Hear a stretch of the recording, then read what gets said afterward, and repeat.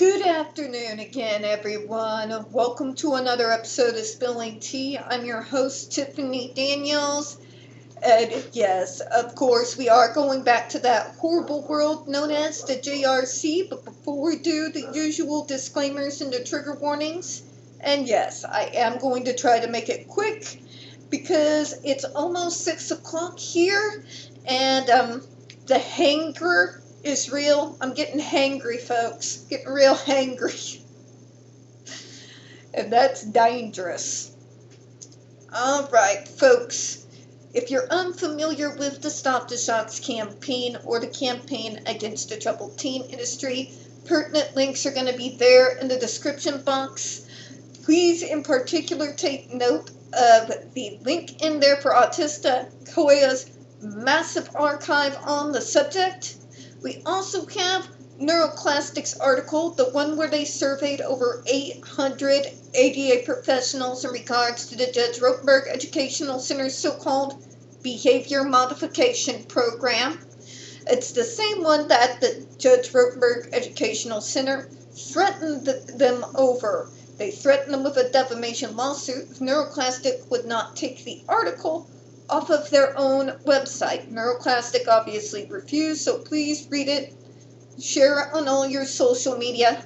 We also, as always, have their GoFundMe link in there as well, in case the JRC ever does see through with their threat, because unlike them, we do not have access, more's the pity, especially right now, to unlimited streams of money.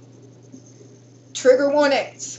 When we discuss places like the Judge Rotenberg Educational Center or Agape Boarding School for Boys, you're going to hear vivid descriptions of and catch clips of surveillance footage of people with mental health issues and disabled people being tortured and abused. If you got young children present, please utilize the headphones.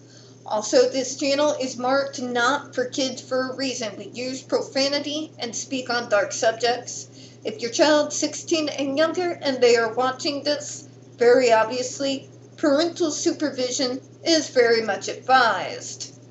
Now, back to the idiocy that's known as the JRC, where they are trying to argue that there needs to be another evidentiary hearing or that their due process rights are being violated when there's already been an evidentiary hearing. And they had a good 6 to 7 years to present any kind of new evidence to bolster their argument. They have not, and in nowhere in this long, rambling comment do they even allude to the fact that they would like to introduce anything new. So they're playing the martyr as per usual. And it's falling flat again as per usual. Alright, let's go ahead and read it. Indeed, the case for the due process protection grows stronger as the identity of the persons affected by a government's choice becomes clearer. And the case becomes stronger still as the precise nature of the effect on each individual comes more detrimentally within the decision maker's purview. Are you smoking crack?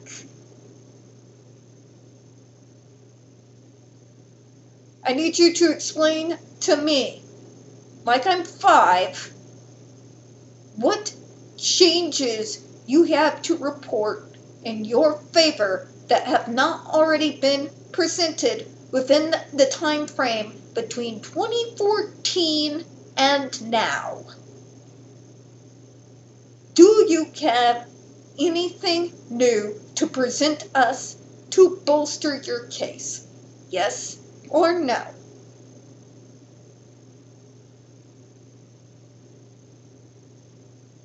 Nothing? Crickets? Then what's the point of doing the same thing again? We have already been through all of this information.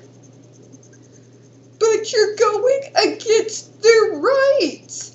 We're really not, JRC. We are holding you to the standard that everybody else in the medical model is held to. Honestly, I think that needs to be overhauled completely. But that's a different argument to be had. Right now, we are dealing with the exact same case we have been since the proceedings began back in 2014. In regards to, but it affects the individuals more than then, explain how. Explain to me how this is now something that is going, you're acting like, I don't even have the right words to describe it. I'll be honest, I really don't. You're trying to make this like it's a desperate situation. You don't understand. If these kids don't continue to be tortured by us, what? Satan's gonna come up from the grave? We're gonna have Lofweir from Shadowrun start circling Mount Fuji? If we don't make people go through the same crap again, is Jimmy Hoffa gonna manifest in an oil drum in my living room?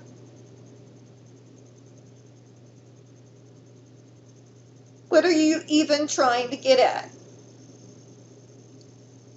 But the kids that are affected are the same kids that were already being affected.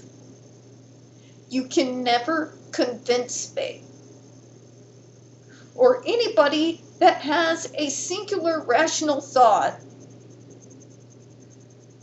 that switching out me abusing myself with having a direct care staff to abuse me instead, how is that changing anything?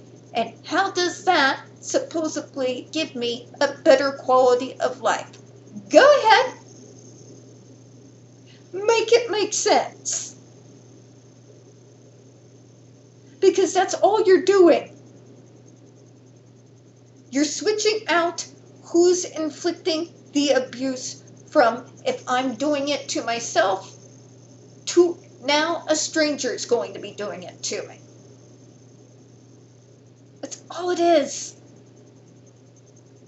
And this idea, if you don't let us do it instead of them, it's going to be so awful for you.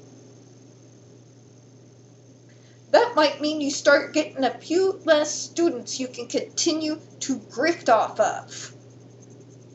Maybe a few less $265,000 a year that you make off of our pain and suffering. Because no one has time for bad pseudoscience. Especially not now.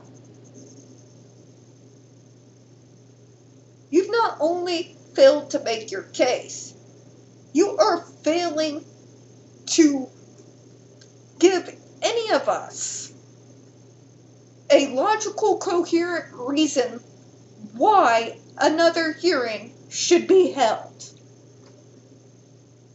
You have no new information to present. It doesn't make any sense to make everyone go through the same thing again when there's nothing new to present. And the individuals that you are referring to are in the same spot that they were when proceedings began in 2014. Okay? You are allowed to make this comment as a courtesy. You do not have the ball in your court. The FDA does. And they could have just pushed through the ban without the courtesy of opening up the comments again. They did that for the sake of transparency. You do not have any authority to demand shit. Okay? That little loophole you used to get the ban overturned, it doesn't exist anymore. Okay?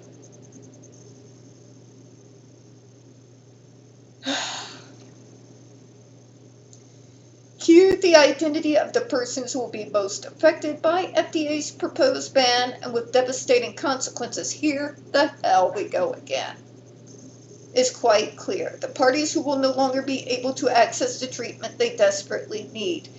That you think they desperately need, JRC. That you think they desperately need. Can you point to me a singular expert that does not work for the Judge Rotenberg Educational Center, does not have any family that works at the center, that doesn't even work within a branch that might be lightly associated with the JRC, that you can bring forward to agree with you that this is the treatment they need? I mean, after all, this has gotten in big news since 2012. Can you present another person in this field, another expert, that is going to say that yes, these kids absolutely need this? Can you? Can you? Are you able to do that? No.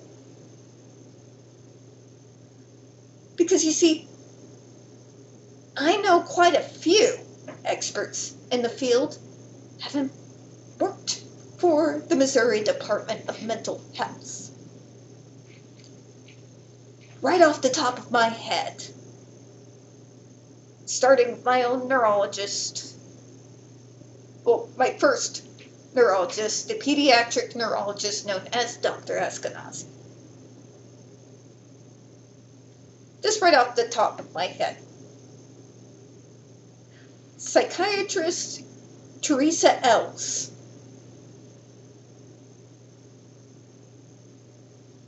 You want me to go on? Expert in the field, Tony Atwood. Psychiatrist and psychologist. Want me to continue?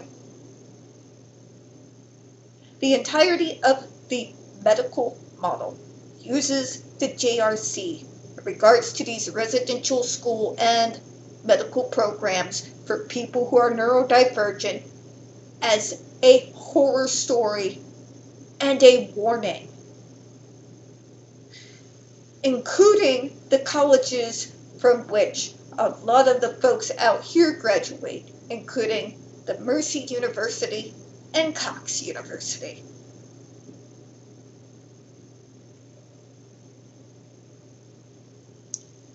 Not to mention the other colleges as well. MSU,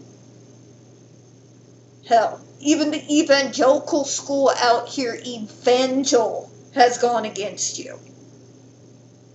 Evangel? The evangelical ran and funded college. Drury. Those are just in my state. There's a few others throughout Massachusetts, Rhode Island, and California. Not to mention the experts brought forward to testify during the original evidentiary hearings brought to you from places such as the ACLU. What about the two experts that were special rapporteurs on torture who worked directly for the United Nations? Because all of those individuals say that your so-called treatment with that device is the last thing on earth they need. We're going to go ahead and close out on that. We don't get very many views on this channel. The few we do tend to get removed from time to time. So if you could, please don't forget to hit the like button, hit subscribe.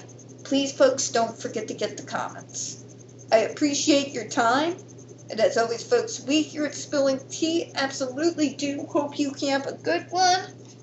Now, I better go ahead and get my dinner going and take care of my hanger problem.